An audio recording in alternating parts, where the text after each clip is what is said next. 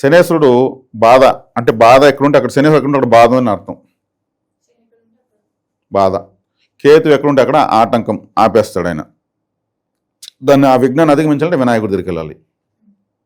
శనేశ్వరుడు ఇప్పుడు బాధ పెడుతున్నాడు కదా, శివాలయానికి వెళ్ళాలి కంటిన్యూగా. శివాలయానికి ఎందుకు వెళ్ళాలి?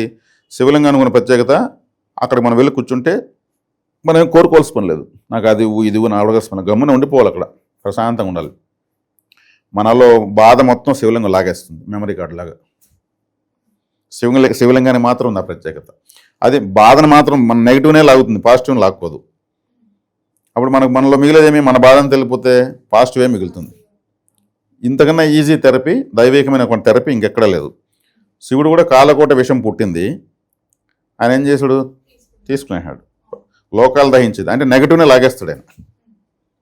అందుకే లయకారకుడు. కాబట్టి వీళ్ళు ఎక్కువగా శివాలయానికి వెళ్ళాలి. ఆడ వినాయకుడు ఉంటాడు, చక్కగా ఆరాధించవచ్చు. సుబ్రహ్మణ్య స్వామి కూడా ఆరాధించవచ్చు.